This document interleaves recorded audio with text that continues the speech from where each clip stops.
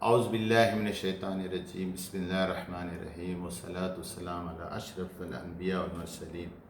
بھائی بزرگ، بات ایسی تھی کہ میں قرآن شریف کا بہت زیادہ ترجمہ ہے اور میرے سے بہترین بہت زیادہ علماء کر چکتے ہیں۔ بس اس میں ایک ساتھ ریکارڈ کرنا مجھے آتا نہیں ہے، اور اس لیے میں سے جتنا ہو سکتا میں تھوڑا ریکارڈ کر رہا ہوں کہ اس لیے رک گیا۔ پھر میں دوسری وہی آیت کو لے کر سورۃ العمران کی، جہاں پر اللہ تبارک تعالیٰ نے 17 سورۃ العمران 17 آیات کا وہاں کا ترجمہ مفہوم فرماتا ہوں۔ اللہ تعالیٰ نے جیسا فرمایا تھا، صادقین و قانتین منفقین مستغفرین، تو یہ جو لوگ ہیں جو صبر کرتے ہیں ہر حال میں، اور صادقین کا مطلب ہے جیسا اللہ تبارک تعالیٰ نے ابو بکر صدیق کو ابو بکر صدیق مانے گیا کہ اسرا المعراج میں جب اللہ تبارک تعالیٰ نے اپنے رسول صلی اللہ علیہ وسلم کو آسمان میں بلایا اور واپس آئے، تو ابو جہل نے کہا، اے ابو بکر، تمہارے دوست کے بارے میں تم کیا کہتے ہو؟ تمہارا دوست؟ بولے کون ہے میرا دوست؟ بولے محمد صلی اللہ علیہ وسلم۔ وہ کہہ رہے ہیں کہ ہم رات گئے بیت المقدس مکے سے سفر کرے اور اسرا المعراج میں آسمان میں گئے، جنت دیکھے، جہنم دیکھے، اور انبیاء ان کے پیچھے نماز پڑھے۔ کیا یہ بات سچی ہوتی ہے؟ تو ابو بکر صدیق کہے، ہاں، اگر میرے نبی نے محمد صلی اللہ علیہ وسلم نے کہا ہے تو بالکل سچی ہے۔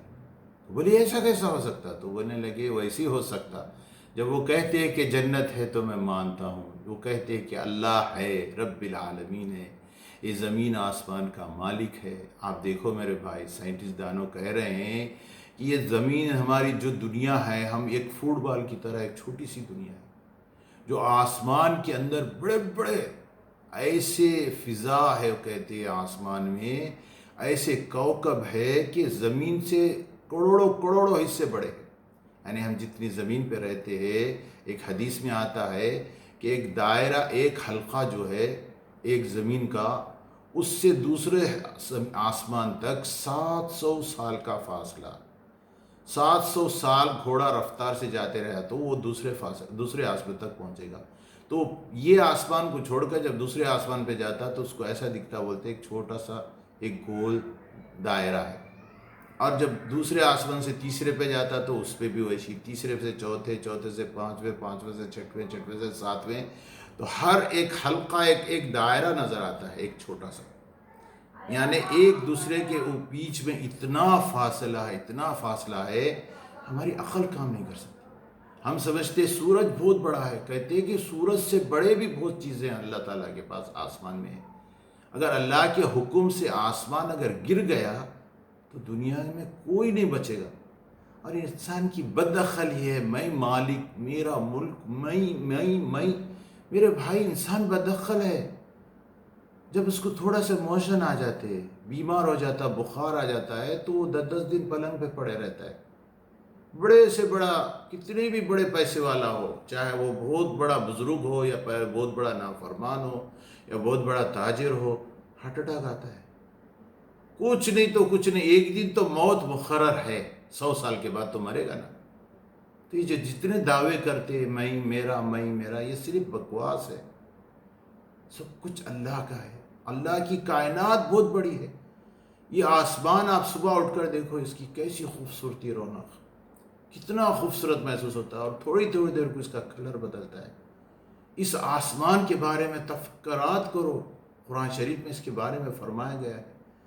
اس کا کلر بدلتے رہتا ہے، اس کو کون کلر کر رہا ہے صدیوں سے؟ اس آسمان کو کس نے بنایا ہے؟ چاند کو کس نے بنایا؟ سورج کو کس نے بنایا؟ ستاروں کو کس نے بنایا؟ انسان کی عقل کام نہیں کر سکتی۔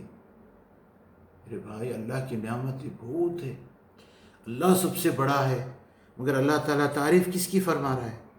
فرماتا ہے کہ جو صبر کرنے والے ہیں اور اللہ کے قرآن اور حدیث کو سچ ماننے والے ہیں، قانتین ہیں، اور وہ اللہ کے سامنے فریاد فرماتے ہیں، راتوں میں اٹھ کر فریاد فرماتے ہیں۔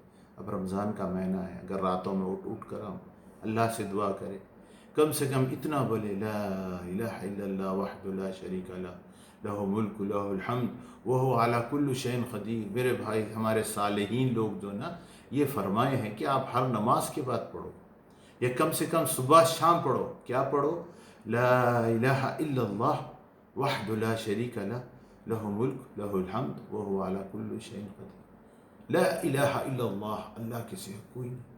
لا الہ الا اللہ وحدہ لا شریک لہ، وہ واحد ہے، ایک ہے، لا شریک لہ، اس کے ساتھ کوئی شریک نہیں ہے، نہ کسی کو شریک ٹھہرا کرو، کسی کو شریک نہ کھڑا کرو۔ لا شریک لہ، لا کا مطلب نہیں، شریک لہ، لہو ملک، سارے ملک اس کے لیے، لہو ملک لہو الحمد، ساری حمد و ثنا تعریفیں اللہ کے لیے ہے، اللہ رب العالمین کے لیے۔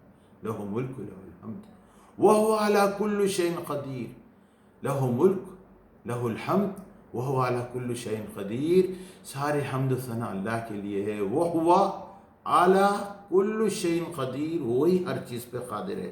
اللہ تعالیٰ تعریف فرماتے ہیں راتوں میں اٹھنے والے، جاگنے والے، منفقین، جو اللہ کی راہ میں خرچ کرنے والیاں اور والے، یہ اتنے اللہ کو عزیز ہے۔ مستغفرین، اور شب اٹھ اٹھ کر وہ اپنے گناہوں کی معافی مانگتے ہیں۔ رات میں آپ جبھی بھی اٹھ جائے، اور یہ بہت بری بات ہے کہ ہم رمضان کا مہینہ ہو سحری نہ کریں، رمضان کا مہینہ ہو اور ہم تہجد نہ پڑھیں، رمضان کا مہینہ ہو اور ہم فجر کی نماز نہ پڑھیں۔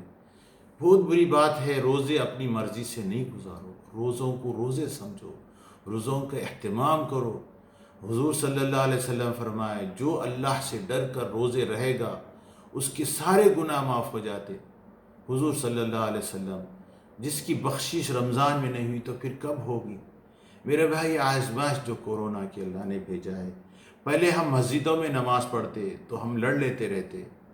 اللہ تعالیٰ نے فرمایا ہے دو جگہ قرآن پاک میں، دو سوروں میں، سورۃ المزمل میں اور سورۃ المدثر میں، کہ رسول صلی اللہ علیہ وسلم اور صحابہ راتوں میں اٹھ کر بہت بہت لمبے لمبے راتوں تک نماز پڑھتے تھے، قیام کرتے تھے۔ آج ہم لڑ لیتے بیٹھتے ہیں، 20 رکعت 8 رکعت 11 رکعت 13 رکعت، 20 رکعت 8 رکعت 11 رکعت 13 رکعت۔ ارے بھائی، حضور صلی اللہ علیہ وسلم کے پاس ایک صحابی آیا، فرمایا اللہ کے رسول صلی اللہ علیہ وسلم، میں آپ کا قرب چاہتا ہوں، جیسا دنیا میں آپ کا صحابی ہو اسی طریقے سے جنت میں آپ کا قرب حاصل کرنا چاہتا ہوں۔ حدیث میں ہے ارید معک فی الجنہ یا رسول اللہ اکون قربا الیک، قال رسول صلی اللہ علیہ وسلم علیک بالسجود، علیک بالسجود، تو کثرت سے سجدے کیا کر۔ یہ دلیل ہے، کثرت سے سجدے کا یہ دلیل ہے کہ کثرت سے نمازیں پڑھو۔ اگر ایک 20 پڑھتا ہے تو پڑھنے دو، 8 پڑھتا ہے تو پڑھنے دو، 13 پڑھتا تو پڑھنے دو۔ کب تک یہ سالوں سال، صدیوں سال؟ علماء بھی اس پہ ہر سال بات کرتے اور پوچھنے والے بھی ہر سال پوچھتے، اور یہ فتنے کو ختم کرو، ختم کرو فتنے کو، یہ اپنے دل دماغوں سے ہٹا دو۔ تم جتنا چاہے سجدے کرو، یہ حضور نے اپنے رسول صلی اللہ علیہ وسلم نے اپنے صحابی کو فرمایا علیک بکثرۃ السجود، اور اپنے بلال رضی اللہ عنہ کو حضور صلی اللہ علیہ وسلم نے فرمایا اے بلال، میں تمہارے پیروں کے نشان جنت میں دیکھا ہوں، جبکہ بلال زمین پہ چل رہے ہیں۔ تو حضور فرماتے ہیں کہ اے بلال، تمہارے قدم کی نشانی اور آوازیں میں جنت میں دیکھا اسرا المعراج میں۔ تو بلال سے پوچھا گیا کہ تمہارا کیا عمل تھا جو تمہارے قدم میں جنت میں دیکھا؟ تو بلال رضی اللہ عنہ کیا فرماتے؟ یا اللہ کے رسول صلی اللہ علیہ وسلم، میں یہ وضو سے رہتا ہوں، اور جب بھی وضو کر لیتا ہوں میں 2 رکعت اللہ کے شکرانے سے پڑھتا ہوں۔ اور حضور صلی اللہ علیہ وسلم کیا فرماتے؟ جب کوئی امر آ جاتا، کوئی اندھیری آتی یا طوفان آتا یا مصیبت آتی، بلا آتی، تو نماز پڑھتے اور اللہ سے گر گراتے۔ ہم کو روزانہ کم سے کم 12 رکعت سنت پڑھنا چاہیے، رمضان ہو یا نہ ہو۔ حدیث میں آتا جس نے 12 رکعت نماز سنت پڑھے گا اور نفلیں بھی پڑھے گا تو اس کے لیے جنت میں محل بنے گا۔ تو اس لیے آپ لوگوں سے گزارش ہے، علماء سے اور مستمعین سے، یہ 12 8 13 یہ جھگڑے ختم کر دو، یا 20 جتنے چاہ پڑھو بھائی، یہ دلیل ہے نا، میں دونوں تینوں حدیثاں دیا نا، صحابی کو اللہ کے رسول صلی اللہ علیہ وسلم فرمائے کثرت سے سجدے کر تو میرے ساتھ جنت میں ہوگا۔ تو آپ اللہ کے رسول صلی اللہ علیہ وسلم کے ساتھ جنت میں رہنا چاہتے ہیں تو کثرت سے سجدے کرو۔ میں 40 سال سے عرب ممالک میں ہوں میرے بھائی، یہ اس باتوں پہ ہمارے پاس جھگڑے نہیں ہوتے، تو یہ ہمارے ہندوستان، پاکستان، ایشیا والے کیوں جھگڑے کرتے ہیں؟ اس باتوں کو چھوڑ دو۔ یہ کافی نہیں ہے کہ اللہ تعالیٰ نے مسجدیں بند کر دیا اس سال۔ یہ کس لیے بند کر دیا؟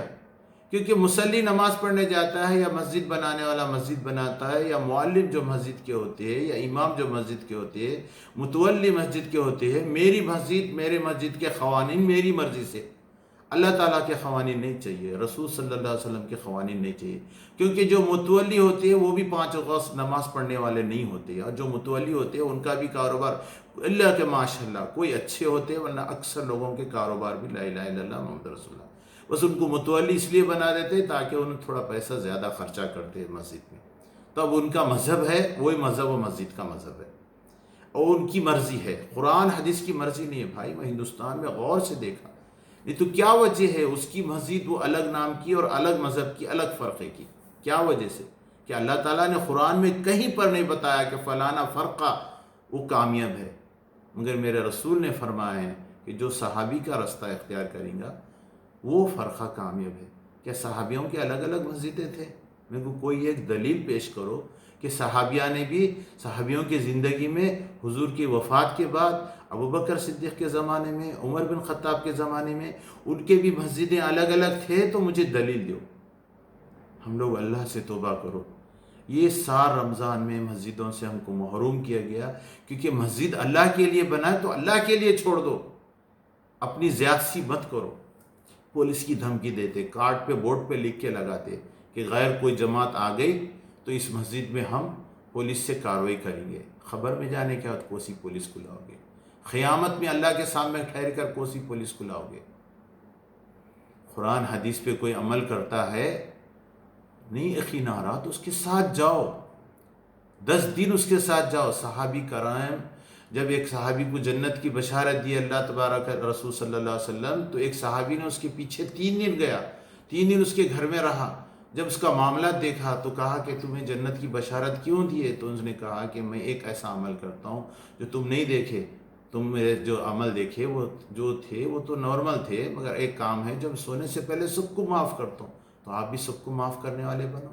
یعنی تو اس جماعت میں 3 دن، 4 دن، 40 دن لگا کر دیکھو، سمجھے بات کو؟ یا اس آدمی کے ساتھ 10 دن 30 دن رہو، اس کو پرکھو، اور یہ نیت سے نہیں نکلو اس کی عیباں ڈھونڈنے، یہ نیت سے نکلو کہ یا اللہ مجھے اچھا ہی بتائے، برا ہی نہ بتائے۔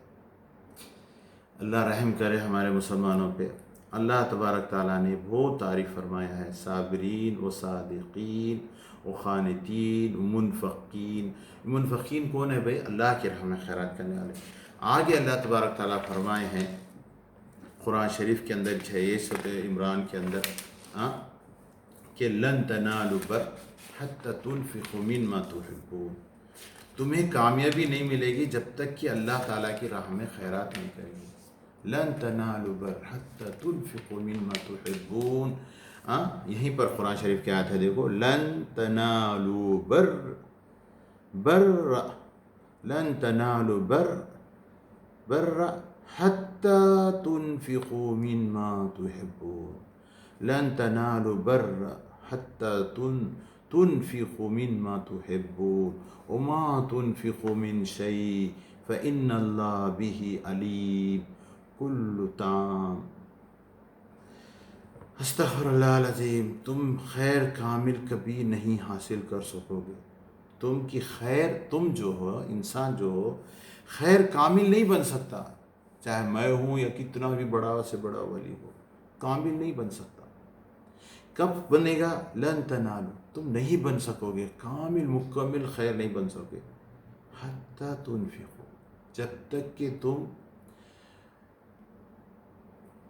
اللہ کی راہ میں جو چیز تمہیں پسند ہے وہ خیرات کرو۔ پیسہ جو آپ کو زیادہ عزیز پیسہ پسند ہے وہ پیسہ خرچہ کرو، اللہ کی راہ میں دیو۔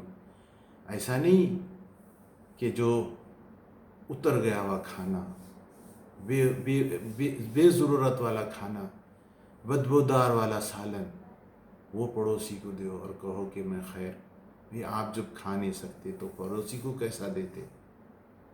یا تو پھر اس کو بولو میرے پاس ایسا کل کا سالن اور کھانا ہے، آپ کو چاہیے تو میں دوں گا اور میں معافی چاہتا ہوں، عذر چاہتا ہوں، ورنہ نہیں تو چپ خاموشی سے نہیں دو۔ اور میرا تو خیال ہے جہاں تک کہ اگر بھوتی اتر گیا تو نہ دینا ہی بہتر ہے۔ اللہ رحم کرے۔ اگر کوئی مجبور ہے، بہت غریب ہے، آپ نہیں دے سکتے اچھا، تو پھر وہ فقیر کو تو اترا ہوئی چاول پسند آ جائے گا، کھا لے گا وہ، تو ٹھیک ہے اس کو پوچھ کر معافی مانگ کر دو، اور احسان سمجھ کر نہیں دو کہ کچرے میں پھینکنے سے بہتر ہے سمجھ کر اس کو دو۔ مگر اللہ تعالیٰ کے پاس کیا پسند ہے؟ وہ پسند ہے جو تمہیں پسند ہے۔ حتی تنفقوا مما تحبون، جو چیزیں تمہیں پسند ہیں وہ خرچ کرو، اپنی پیاری چیزوں کو خرچ میں لاؤ، خرچ کرو۔ وہ خرچ کریں گے تو اللہ تعالیٰ کامیابی عطا فرمائے گا۔ وما تنفقوا، اور جو کچھ بھی خرچ کرو گے اللہ تعالیٰ اس کو خوب جانتا ہے۔ اللہ تعالیٰ جانتا ہے کا مطلب کیا ہے بھائی؟ اگر آپ صاف نئے کپڑے بنا دے رہے ہیں کسی کو، وہ بھی جانتا ہے۔ چلو مجبوری میں پرانے دے رہے ہیں تو وہ بھی جانتا ہے۔ منع نہیں کیا کسی نے پرانے کپڑے دینے سے، اگر صاف ستھری ہو، اچھی ہو۔ کسی فقیر کو پھٹے ہیں، آنگ میں کپڑے نہیں ہیں، تو وہ تمہارے پرانے اس کے لیے نئے ہیں، کچرے میں نہیں ڈالو۔ یہ سوچ کے نہیں ڈالو کہ ابھی گناہ ہو جائے گا، نہیں، اس کو پوچھ لو بھائی میرے پاس پرانے ہیں، بس میرے کو چھوٹے ہو گئے، میں دے دینا چاہ رہا ہوں، آپ اگر برا نہ مانے تو اس میں کیا ہوئے گا؟ اس کو عزت محسوس ہوگی۔ آپ برا نہ مانے تو میں معافی چاہتا ہوں، میرے ساتھ نئے دینے کا حق تھا مگر میں دے نہیں سکتا ہوں، آپ برا نہ مانے تو میں پرانے دے رہا ہوں۔ تو کتنی اچھی بات ہوگی، تکبر غرور کر کے نہیں، بالکل عاجزی سے۔ فإن اللہ بہ علیم، بے شک اللہ بہ علیم، وہ علیم ہے۔ ان اللہ بہ علیم، وہ جانتا ہے میرے بھائی، تم جو کچھ کریں گے وہ جانتا ہے۔ میں ایسے اللہ کے راہ لوگوں کو دیکھا ہوں کہ وہ بیمار ہو جاتا ہے تو وہ اپنے بیماری دواخانے کو جانے کے بدلے میں ڈاکٹر کو پوچھتا ہے اس کے کتنے پیسے ہوتے، صرف فون پہ پوچھ لیتا، تو اس نے ڈاکٹر بولتا ہے میری فیس 150 ہے۔ پھر فارمیسی کو جا کے پوچھتا ہے کہ یہ ایسی 150 کی فیس کے اتنی دوا اگر میں خریدوں گا تو کتنی، تو وہ بولتے ہیں 150، وہ 300 روپے، وہ 300 روپے لے جاتا ہے اور 300 روپے کا کھانا یا سالن کوئی اچھا تازہ فریش بنا کر تقسیم کر دیتا ہے، یا نہیں تو وہ 300 روپے کی کسی غریب کو ضرورت کی چیزیں دے دیتا ہے۔ آپ یقین کرو وہ دوا نہیں لیتا ہے اور اس کو شفا مل جاتا ہے، اس کا یقین ایسا تک بنا ہوا ہے۔ اور آج ہمارے پاس لاکھوں کروڑوں روپے آپریشنوں میں، بیمار ہوتے ہی سب سے پہلے اللہ کی طرف رجوع کرو، پہلے 2 رکعت نمازیں پڑھتے جاؤ، سکون و خشوع اور خضوع کے ساتھ، اطمینان کے ساتھ، راحت نفس کے ساتھ، سکون کے ساتھ نمازیں پڑھو، 2 رکعت پڑھ کر دعا کرو۔ اس کے بعد جب آپ نماز پڑھ کر دعا کریں گے تو کیسی نماز ہونا چاہیے؟ میں جب اللہ اکبر، اللہ اکبر، اللہ اکبر، میرے بھائی ایسی نماز نہیں ہوتی، کوئی تو ایسے ہی کر لیتے، ایسے بھی نہیں ہوتے، پورا ایسا کرو، اللہ اکبر، ایسا صحیح طریقے سے، پھر سکون سے۔ آپ اگر کسی کو بولیں گے، آپ کسی کا نام ہے، مثلا میرا نام محمد حبیب یوسف ہے، محمد حبیب یوسف، تو مجھے پسند آئے گا محمد حبیب یوسف۔ یہ کسی کو بولتے ہی از ہینس فلان بن فلان، عزت سے، تو اللہ تعالیٰ سے آپ بات کر رہے ہیں، مالک الملوک سے، تو اس کے ساتھ بڑے احترام عزت کے ساتھ بات کرو۔ انی وجہت وجہی للذی فاطر السماوات والارض وما انا من المشرکین، سبحانک اللہم بحمدک تبارک اسمک تعالی جدک لا الہ غیرک۔ یہ پڑھنے کے بعد پھر میں اللہ اکبر بولوں تو پھر ہاتھ باندھوں تو میں آہستہ پڑھوں، دل کو، دماغ کو، سب کو غور سے پڑھوں۔ آج اکثر لوگ گھر میں نماز پڑھتے ہیں، ان کو پتہ ہی نہیں چلتا ہے، غلطیوں پہ غلطیاں آتی، کیوں؟ کیونکہ جو پڑھ رہے ہیں اس پہ غور نہیں کرتے۔ تو اب میں اس پہ تراویح کی نمازوں کی بات کر رہا تھا، تو نماز کا موضوع بھی ہے یہ، تو میں بتا رہا ہوں میں ہاتھ کیا تو میں کیسا اپنی نظر نیچے رکھنا، ادھر ادھر ادھر ادھر نہیں، لوگوں کو پہنچا رہا ہوں میں نماز میں، علماء لوگ کہیں کہ تین حرکت اگر نماز میں آپ جان بوجھ کر کرے تو آپ کی نماز باطل ہو گئی، فاسق ہو گئی، قبول نہیں ہوگی۔ 3 کی اجازت ہے، 3 سے زیادہ جو کرے گا اسے قبول نہیں۔ داڑھی کھجا رہا ہے، داڑھی سیدھی کر رہا ہے، غترے کو سیدھے کر رہا ہے، وہ سیدھا کر رہا ہے، ادھر دیکھ رہا ہے، گھڑی کو دیکھ رہا ہے، اور کو دیکھ رہا ہے، میرے بھائی یہ سب نہیں کرنا چاہیے۔ نماز کیسا پڑھنا چاہیے؟ اعوذ باللہ من الشیطان الرجیم، بسم اللہ الرحمن الرحیم، الحمد للہ رب العالمین، الرحمن الرحیم، مالک یوم الدین، ایاک نعبد و ایاک نستعین، اہدنا الصراط المستقیم، صراط الذین انعمت علیہم غیر المغضوب علیہم ولا الضالین، آمین۔ سکون سے ایک ایک لفظ۔ اب دوسرا سورہ کریں گے، سورہ بسم اللہ الرحمن الرحیم، الم تر کیف فعل ربک باصحاب الفیل، الم یجعل کیدہ فی تدلیل، وارسل علیہم طیرا ابابیل ترمیہم بحجارۃ من سجیل فجعلہم کعصف مأکول۔ یا کم سے کم چھوٹا سورہ دوسرا پڑھیں گے دوسرے رکعت میں، بسم اللہ الرحمن الرحیم، قل هو اللہ احد اللہ الصمد لم یلد ولم یولد ولم یکن له کفوا احد۔ آہستہ آہستہ، رک کے، جیسا کہ آپ امامت کرا رہے ہیں، چاہے آپ اکیلی کی نماز پڑھو رہے یا سب کے ساتھ نماز پڑھو۔ سورۃ المومنین میں اللہ تبارک تعالیٰ نے فرمایا، قد افلح مومنون الذین هم فی صلاتهم خاشعون۔ قد افلح مومنون، اللہ نے فلاح اور کامیابی دیا مومنوں کے لیے، هم فی صلاتهم خاشعون، جو لوگ نماز میں خشوع اور خضوع اختیار کرتے ہیں، وعن اللغو معرضون، برائی اور بدکاری سے پرہیز کرتے ہیں اور اپنے ایمان کی حفاظت فرماتے ہیں۔ میرے بھائی اس طریقے سے نماز سلو پڑھنا چاہیے۔ رکوع میں گئے تو بھی اللہ اکبر جب جائیں گے تو سبحان رب العظیم، سبحان رب العظیم، سبحان رب العظیم، سبحان رب العظیم 3 مرتبہ یا 5 مرتبہ۔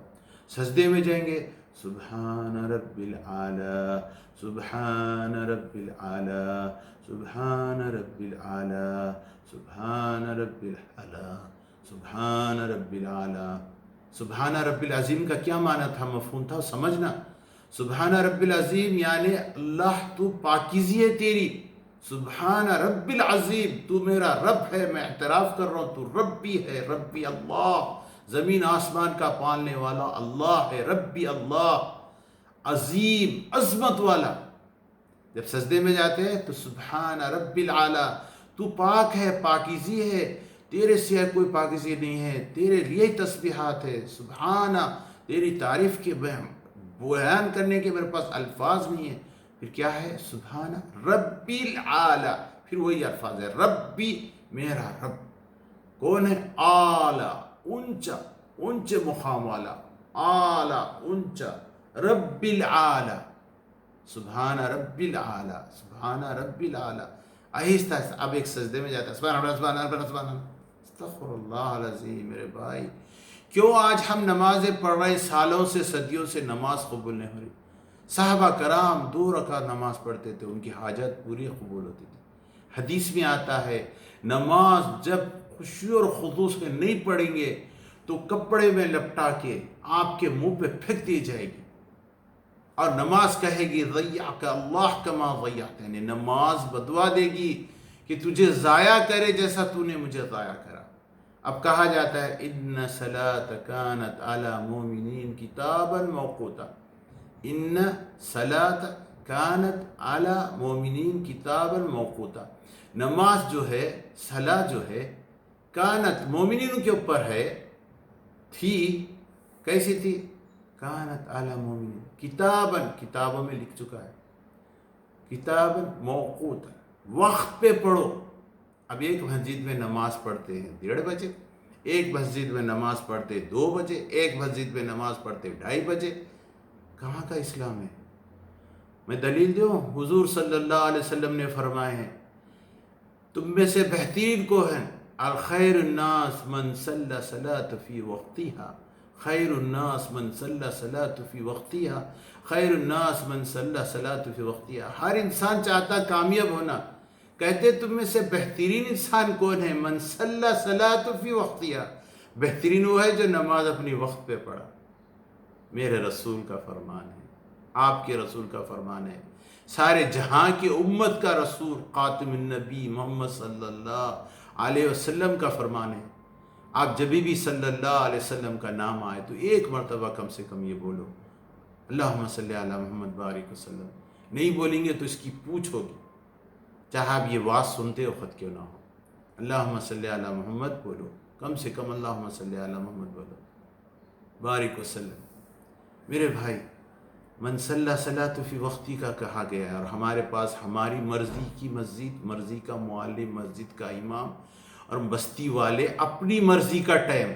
پھر بولتے ہیں ہمارے اوپر کافرہ مسلط کیوں ہو رہے ہیں، بیماری مسلط کیوں ہو رہی، پریشانی مسلط کیوں ہو رہی. آپ وقت پہ اللہ کا حق ادا نہیں کرتے، آپ اللہ کی فرما برداری نہیں کرتے، نبی کی فرما برداری نہیں کرتے، رب مانی نہیں جینا چاہتے. اطیعوا اللہ اطیعوا الرسول اولو الامر منکم، اللہ رسول کی اطاعت کرو اور اپنے عمراء کی اور مشائخ کی اطاعت کرو. مگر متقی پرہیزگار جو اللہ سے ڈرنے والے حقانی علماء کی اتباع کرو. مگر ہم نہیں، ہمارے جو من میں آیا اس کی کرتے ہیں. تو اس لیے اللہ تبارک تعالیٰ یہ مصیبتیں دیتا ہے. آخری لفظ کہہ کر ختم کرتا ہوں. عمر بن خطاب فرمائے ہیں نحن قوم اذن اللہ بالقرآن بالاسلام بالدین ان ترکنا اذلنا اللہ. ہم ایسی قوم ہیں، ہم قرآن اور حدیث اور نبی کی رسول صلی اللہ علیہ وسلم کی سنت پہ اور دین پہ چلیں گے تو کامیابی عطا فرمائیں گے. اگر ہم ان کو چھوڑ دیں گے تو گمراہ بن جاؤ گے. آج اللہ کی طرف سے ہمارے پر یہ گمراہی کی وجہ سے یہ اللہ کا اتنا بڑا عذاب آیا ہے. میں تمنا کرتا ہوں یہ جو بھی سنیں آپ کثرت سے سجدے کرنے والے بن جائے، کثرت سے نماز پڑھنے والے بن جائے، سکون اور خشوع اور خضوع کے ساتھ پڑھے. تحیات للہ بھی پڑھے تو ایک ایک لفظ تحیات للہ وصلاۃ طیبہ، ایک ایک لفظ سکون سے پڑھے. اور سجدے اور اقام کے بیچ میں تھوڑی دیر رکے اور اس میں کیا فرمائے بھائی، اللہم اغفر لی لوالدی لجمیع المسلمین، اللہم اغفر لی لوالدی لجمیع المسلمین. یہ آپ 2 مرتبہ 3 مرتبہ کہہ دینے سے دیکھو، اغفر لی میری معاف کرو، مجھے معاف کرو، لی والدین میرے ماں باپ کی مغفرت فرمائے چاہے وہ زندہ ہو یا مردہ ہو، یہ جمیع المسلمین مسلمات، مسلمان اور مسلمان عورتوں کی مغفرت فرمائے. ایک ایک مسلمان جتنے دنیا میں ہیں سب کے بدلے میں ہم کو ایک ایک نیکی ملیں گی، جانے لاکھوں مسلمان کی بدلے میں لاکھوں نیکیاں ملیں گی. یہ دعا بھی یاد رکھیں. اب یہ گفتگو میں ختم کرتا ہوں انشاءاللہ تعالی. میرے بھائی، قرآن بہت عظیم ہے، اس کو ایک ایک لفظ کو معنی کو سمجھ کر پڑھیں گے، اپنی زندگی میں لائیں گے، زندگی میں سکون آئے گا. الا بذکر اللہ تطمئن القلوب، اللہ کے ذکروں سے سکون آتا ہے. تسبیحات کرو، سبحان اللہ، الحمدللہ ولا الہ الا اللہ، اللہ اکبر کثرت سے پڑھو. یا حی القیوم برحمتک استغیث، یہ کثرت سے پڑھو. لا حول ولا قوت الا باللہ العظیم، کثرت سے پڑھو. کسی سے مت ڈرو، وہ کرے گا، انہیں کریں گے، انہوں کر رہے ہیں، وہ منصوبے بنا رہے ہیں، وہ منشے بنا رہے ہیں. میرے بھائی، کوئی کچھ نہیں بنا سکتا. ما تشاؤون الا ان یشاء اللہ رب العالمین، قرآن کی آیت ہے. وہ ما تشاؤون، وہ جو چاہتے وہ نہیں ہوگا، الا ان یشاء اللہ رب العالمین، وہی ہوگا جو منظور خدا ہوگا. رب العالمین یہ ساری کائنات کا مالک ہے، وہ بہت بڑا ہے، وہ اکبر ہے، اس کی سلطنت بڑی ہے، وہ بہت بڑا مالک ہے. اس سے التجا کرو، اس سے مغفرت کی امید کرو، اس سے توبہ کرو، اس سے اپنے سیدھے برے چھوٹے بڑے سارے گناہ کی معافی مانگو. ظلم چھوڑ دو، ساس اپنی بہو پہ ظلم چھوڑ دے، بہو اپنی ساس پہ ظلم چھوڑ دے، بھائی بھائیوں پہ ظلم چھوڑ دے، ماں باپ بچوں پہ ظلم چھوڑ دے، بچے ماں باپ پہ ظلم چھوڑ دے، رشتہ دار آپس میں مل جائے. طبقے اور فریقے اور جماعتیں، یہ جماعتوں کے ناموں سے ایک دوسروں میں دشمنی برازی دور رکھے۔ اختلاف ہوتا ہے، اختلاف کرو، مگر اختلاف کو دلوں میں نفرت مت پیدا کرو۔ اختلاف رائے صحابہ کے زمانے میں بھی ہوئی تھی، مگر دلوں میں دشمنی نہیں رکھتے تھے، معاف کر دیتے تھے ایک دوسروں کو۔ ہم بھی معاف کرنے والے بنو۔ اللہ تعالیٰ نے فرمایا معاف کرنے والوں کو قبول فرماتا ہے۔ الکاظمین الغیظ عافین الناس ان اللہ یحب المحسنین۔ الکاظمین الغیظ، غصے کو تھام لو، عافین الناس، لوگوں کو معاف کر دو، ان اللہ یحب المحسنین، لوگوں کو احسان کرنے والوں کو اللہ پسند کرتا ہے۔ اس میں کئی بڑے بڑے روایت ہیں، آئندہ بتائیں گے انشاءاللہ تعالی۔ میں معافی چاہتا ہوں آپ لوگوں سے۔ دیکھو، میں کوئی فاضل، عالم، بزرگ، ولی، خوب کچھ ہوں، میں کچھ ہوں، میرے بس میں بہت کچھ ہے، نہیں میرے بھائی، میں کچھ نہیں، میرا کچھ نہیں، میرے بس میں کچھ نہیں۔ اللہ جو کچھ تو دیا ہے تیری شان ہے۔ بس میرے دل میں ایک تڑپ ہے کہ میرے پاس جو علم ہے، جو کچھ اللہ نے دیا، میں لوگوں کو بتاؤں، لوگوں کو فائدہ پہنچے اور اللہ قبول کرے۔ میرے بھائی، یہ تم لوگوں کا سننا، تم لوگوں کے سننے میں سے کوئی ایک آدمی بھی راہ راستے پہ آ گیا، یہ میری بات پہ عمل کرا اور اللہ قبول کر لیا، تو میری بھی کامیابی، آپ کی بھی کامیابی۔ واللہ نے تو ریاکاری، شہرت، دولت، جائیداد، بلڈنگاں میرے بن جائیں گے، بنگلے میرے بن جائیں گے، جائیداد میری بن جائیں گی، مگر خبر میں کچھ کام نہیں آئے گا۔ لا ينفع مال ولا بنون الا من اتى الله بقلب سلیم۔ لا ينفع مال کام نہیں آئے گا، ولا بنون، اولاد بھی کام نہیں آئے گے، الا من اتى الله بقلب سلیم، اللہ کے دل صاف ستھرا۔ کاش اللہ میرے دل کو صاف ستھرا بنا دے اور آپ لوگوں کے بھی دل کو صاف ستھرا بنا دے۔ میرے بھائی، رمضان ہے، گڑ گڑاؤ، دعا کرو، صاف اور شفاف دل بن کر سب ایک دوسروں کو معاف کرو اور کثرت سے نمازیں پڑھو۔ یہ رمضان کا ایک لمحہ بھی اللہ کی نافرمانی مت کرو، گناہ مت کرو۔ گناہ کرنے سے روزہ لگتا ہے، بھوک لگتی ہے، اور روزہ اگر بھوک نہیں لگنا ہے تو انا اعطیناک الکوثر فصلی لربک وانحر ان شانئک هو الابتر۔ یہ سورہ پڑھتے جاؤ 3 مرتبہ، بھوک پیاس نہیں لگی، اور انشاءاللہ تعالی روزے کو روزہ سمجھ کر اس کے سارے احکام کو پورے مکمل کرو۔ ہر نماز پورے جماعت سے ادا کرو، 5 وقت کی نماز پوری پڑھو، ورنہ حضور صلی اللہ علیہ وسلم فرمائے ربما صائم لا يحصل الا جو، بے شک ایک ایسا روزدار ہوگا جو اس کو کچھ نہیں ملے گا، صرف اس کو پیاس اور بھوک، اس کے سوا اس کو کچھ نہیں ملے گا۔ اگر اجر چاہتے ہو، اللہ کا نے جنت باب ریان میں سے جانا چاہتے ہو، رمضان کی برکتیں حاصل کرنا چاہتے ہو، اور اس برکتوں سے یا اللہ پورا یقین کرو اللہ اس مرض کو اٹھا لے، ہمارے نمازیں اور خشوع اور خضوع اور خیرات اتنا ہو